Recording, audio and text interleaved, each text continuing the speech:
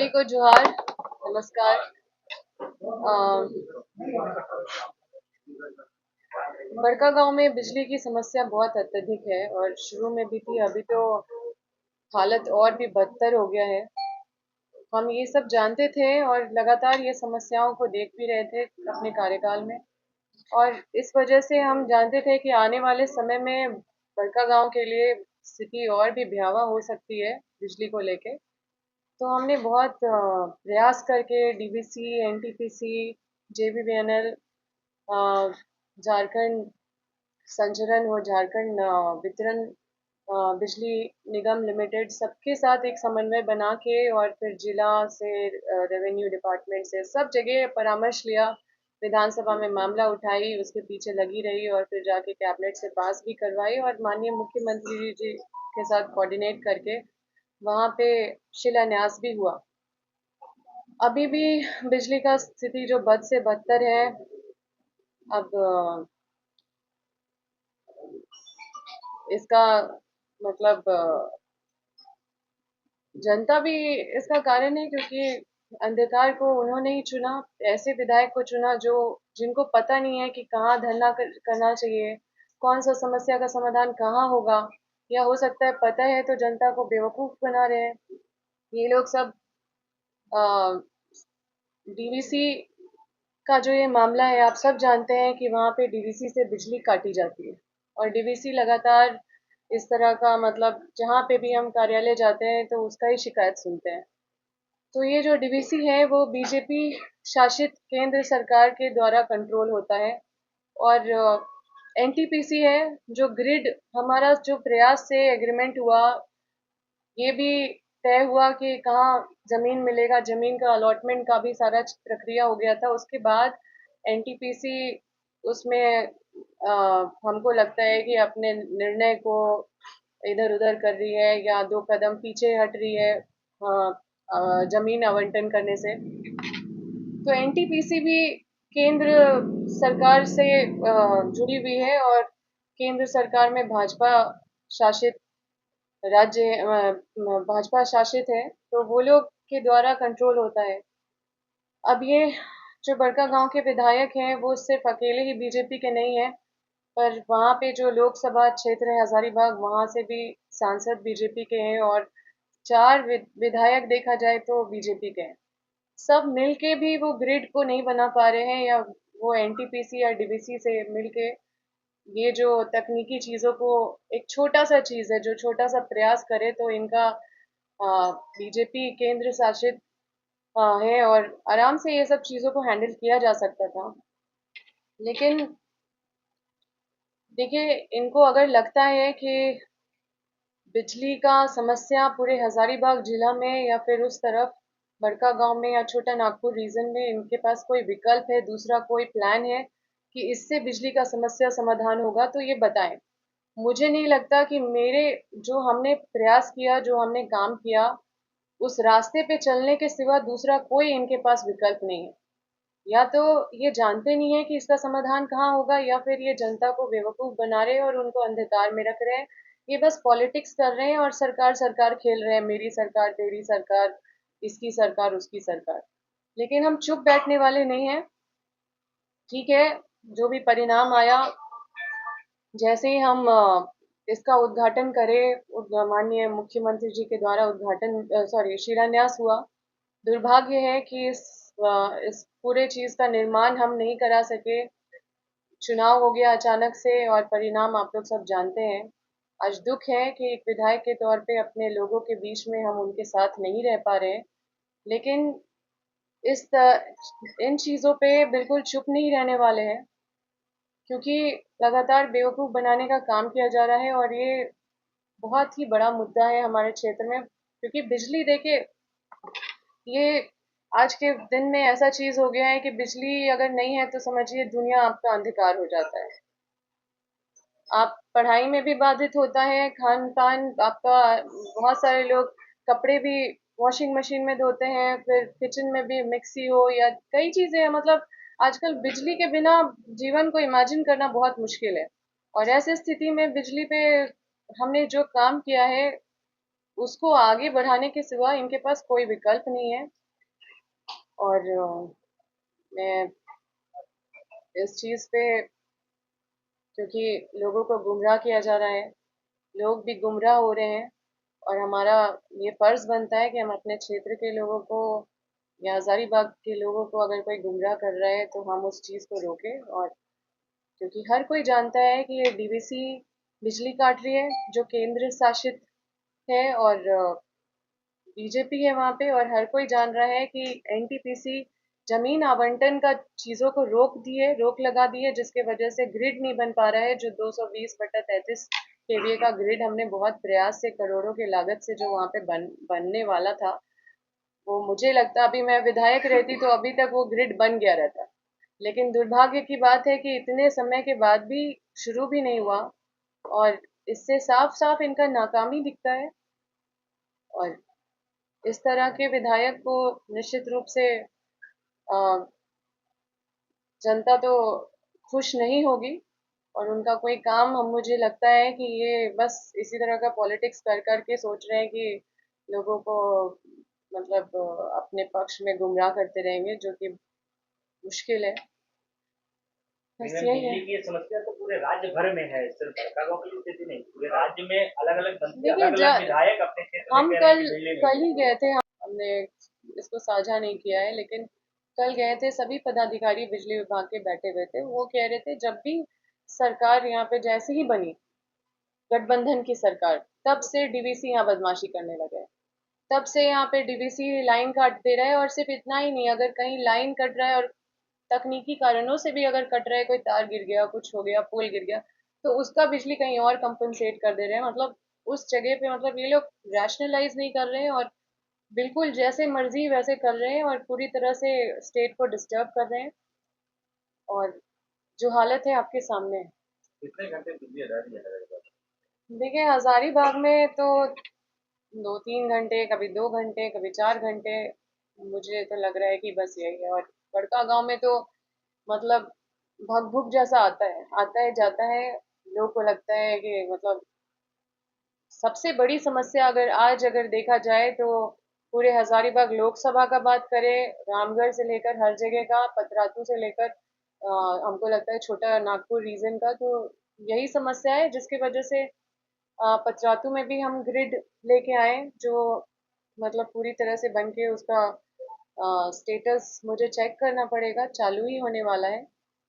और बड़का गांव का ग्रिड तो समझिए पैसा भी सैंक्शन हो गया, इतनी लड़ाई लड़ा हमने, लेकिन उस ग्रिड को एक कदम भी ये लोग आगे नहीं लेके चल रहे हैं।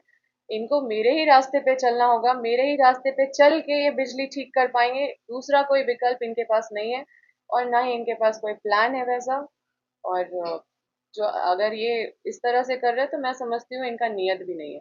हजारीबाग के विधायक, जो लोकल विधायक है, एमपी है, बड़कागांव के विधायक है, सभी लोग धरना में बैठे हुए हैं। रोज वहाँ पे मीडिया में बयान आ रहा है, डीवीसी या झारखंड विद्युत निगम के लोगों से मिल रहे हैं, लेकिन उनका सीधे तौर पे ये है कि झारखंड सरकार नहीं मैं चाह क्या रही, बोल रही हूँ ना झारखंड कि सरकार की वजह इनको से। बस हिंदू मुस्लिम समझ में आता है, जो कि मतलब वो भी लोगों को नहीं समझ में आता है, जिस तरह से ये लोग लोगों को बांटने का काम कर रहे हैं। उसके सिवा इनका कोई, बस हर चीज में पॉलिटिक्स करेंगे। आप देखिए कि डीवीसी का मामला है, इनको धरना देना चाहिए कहाँ पे? डीवीसी कार्यालय में धरना देना चाहिए कि आप बिजली क्यों काट रहे इतना। तो ये सरकारी कार्यालय में बैठ रहे हैं। इनको एनटीपीसी के पास धरना देना चाहिए कि आप जमीन अलॉटमेंट क्यों नहीं कर रहे, पहले आप कमिट करके उसके बाद बैक क्यों हो गए, आप पीछे क्यों हट गए। क्योंकि कोई भी टेंडर, ये आप लोग भी समझते हैं कि कोई भी टेंडर या कोई भी प्रोजेक्ट का सैंक्शन अगर हो जाता है, अगर शिलान्यास माननीय मुख्यमंत्री जी कर रहे हैं, उसके पीछे का सारा मतलब जितना भी फॉर्मेलिटीज है वो कंप्लीट होता है, तभी ये प्रोसेस आगे बढ़ता है, तभी कोई चीज सैंक्शन होता है। जब तक जमीन का अलॉटमेंट नहीं होता, जब तक पैसा नहीं सैंक्शन होता, तब तक ये कैबिनेट से पास नहीं होता। अगर ये कैबिनेट से पास हुआ है तो ये सारा प्रोसेस के बाद पास हुआ है। और अभी मेरे सारे प्रयास को करा हुआ अब देख रहे हैं कि 10 कदम और पीछे बढ़ रहा है, जबकि 10 कदम आगे चलना चाहिए।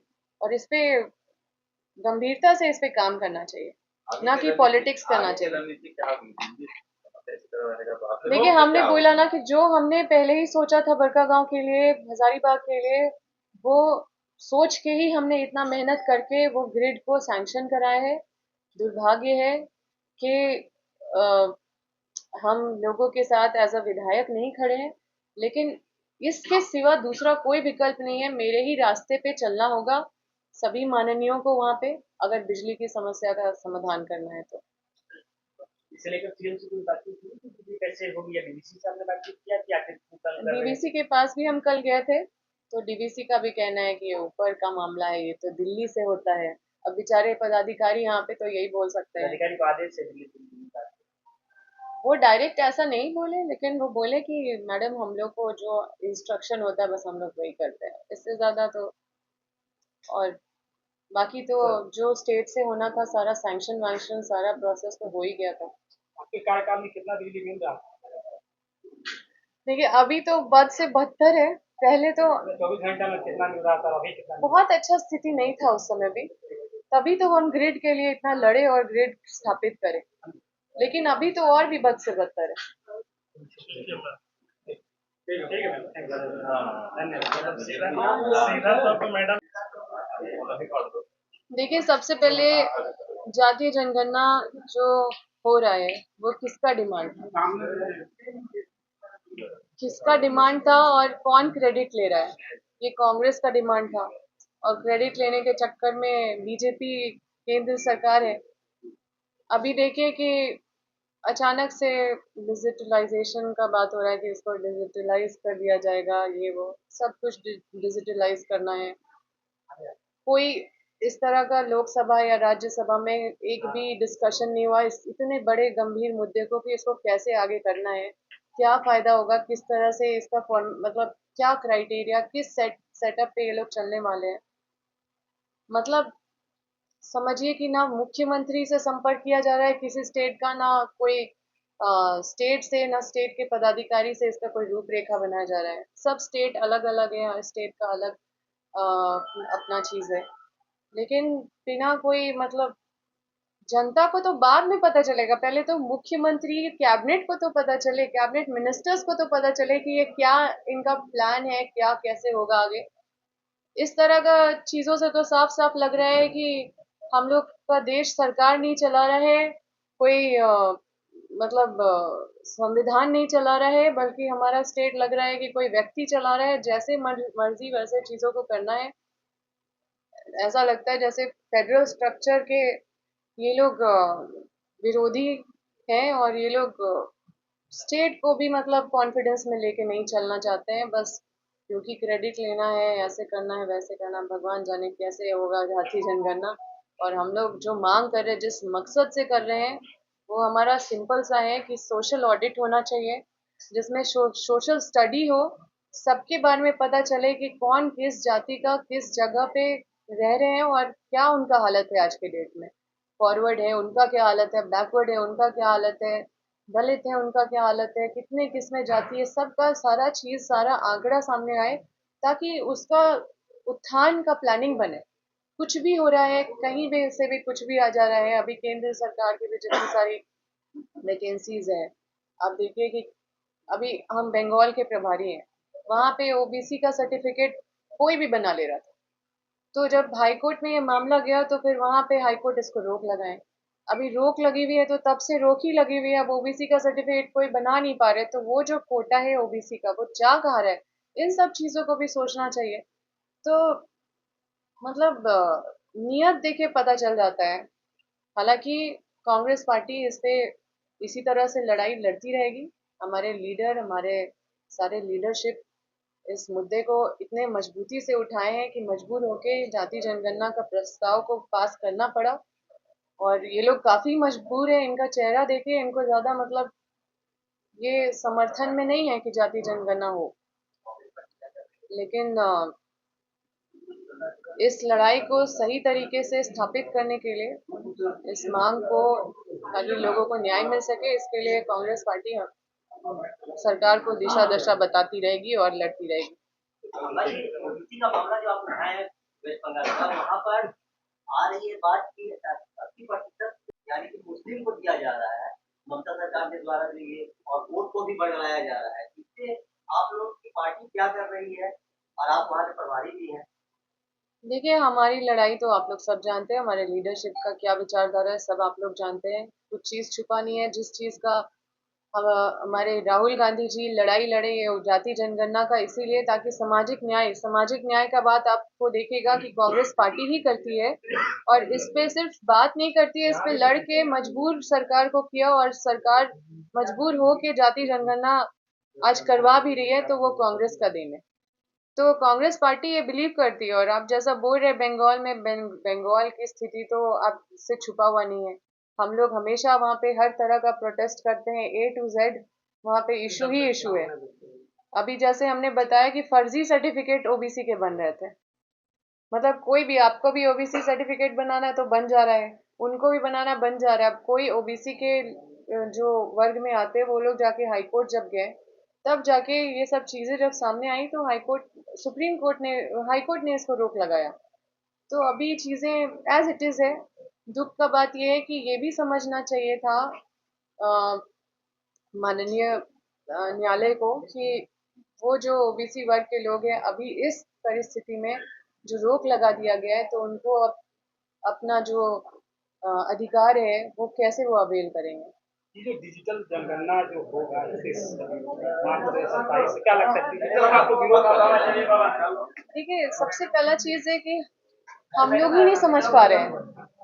तो आप जानते हैं कि कितने समझदार आपको मतलब सब लोग दिखेंगे जो एजुकेशनली और पूरी तरह से वो सक्षम है। ये जाति जनगणना है, ये कोई मामूली बात नहीं है, और गांव से लेकर देहात से लेकर हर किसी को ये करना है। तो आप छोटा छोटा चीज में आंगनबाड़ी सेविका और कई लोगों को तैनात करते हैं, वोटर आईडी बनाने के लिए लोग वहां जाते हैं। तो ये निश्चित रूप से मतलब बस एक कोरम पूरा करने का, मतलब सही तरीके से ये चीजों से उम्मीद नहीं किया जा सकता है कि ऐसा हो सकता है। हम लोग तो